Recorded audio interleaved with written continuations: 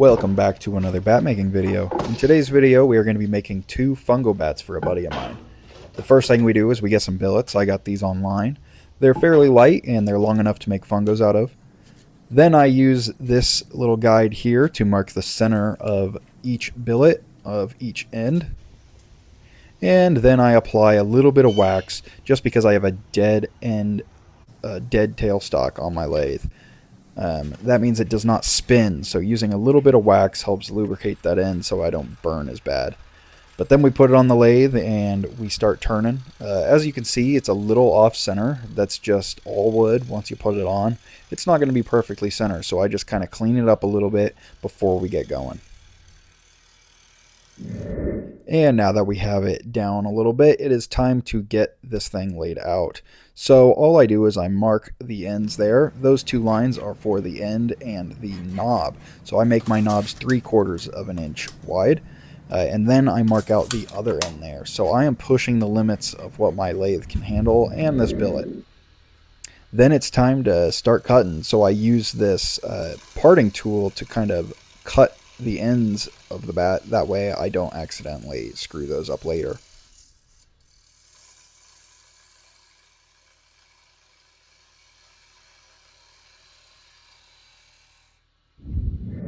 So now that we have it cut to length, I'm going to start shaping the bat. So when I do this, I just take 3-inch chunks and I kind of shape them all together. It is fairly difficult to find plans for bats, but if you have one laying around that you can reference, that would work great. And if not, kind of poking around online and seeing that you can use this size of handle with that size barrel and then kind of just shaping them together worked just fine for me. This is what I would consider the most difficult part of making bats, and that is shaping the knob. It would help if I sharpen this tool, but this is just a little itty bitty gouge. I think it's called a fingernail gouge, but I'm just using it to slowly try and round those edges of that knob.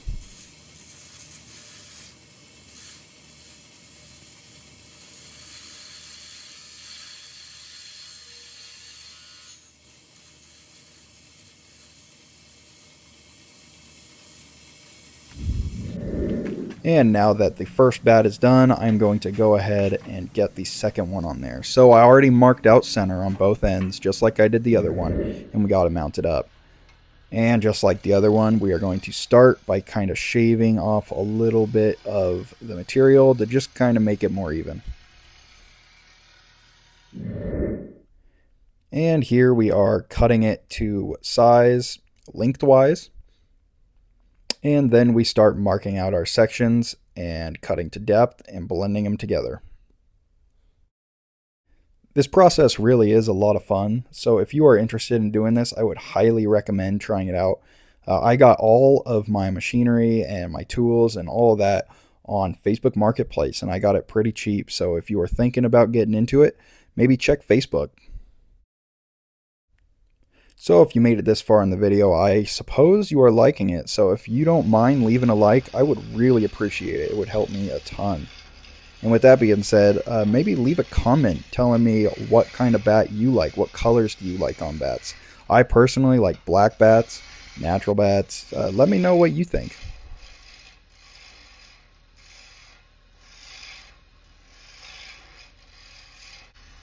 And here we are kind of shaping the knob.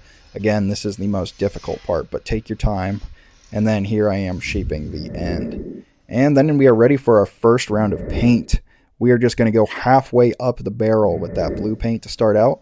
And then we're going to use this lavender color. It looks great. Then we put a second coat of that blue on. And a second coat of the lavender goes on top as well.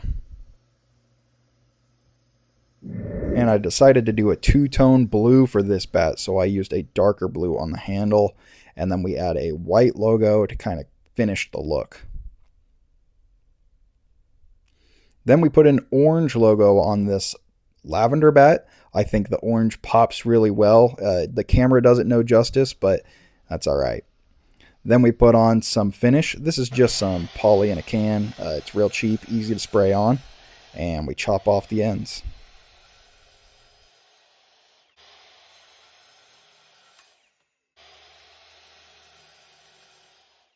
And here is the final result. I love this lavender. I think it looks sweet. Being from Kansas, I kind of equate it to the Kansas State Wildcats, their lavender uniforms. Those are super cool. And then here is that blue. I think that two-tone looks sweet, and I think the white logo really ties it together. Here's another shot of that lavender bat, and another look at that blue bat. So I just dropped off those bats, and I just realized I completely forgot to talk about these bats. So these two bats were being made for a buddy of mine.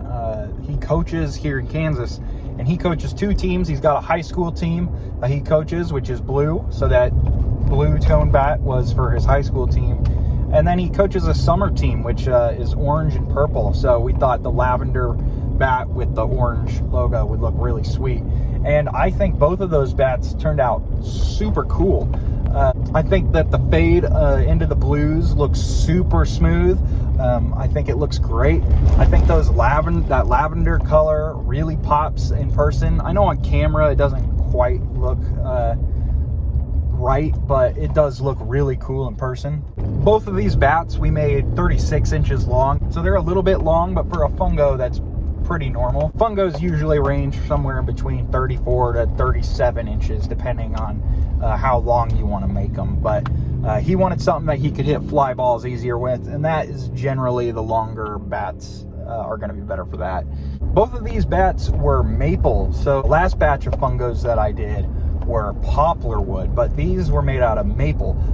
Both of them are good fungo woods, but maple is just a little bit heavier, a little bit denser, so I'm curious to hear how that holds up compared to the poplar ones. For those of you that are thinking about making your own fungos, there's really only a few things that you need to get right for them to kind of classify as a fungo. All you need is a light-ish billet, something that is going to be light when you swing it. You need a 2 1/4 inch barrel. That way it's not a big barrel and you can get more precise with where you're hitting the ball. And then lastly, just get it in that length requirement, somewhere in the 34 to 37 inches again. But overall, this was a really fun project. I got to use some colors that I don't usually use.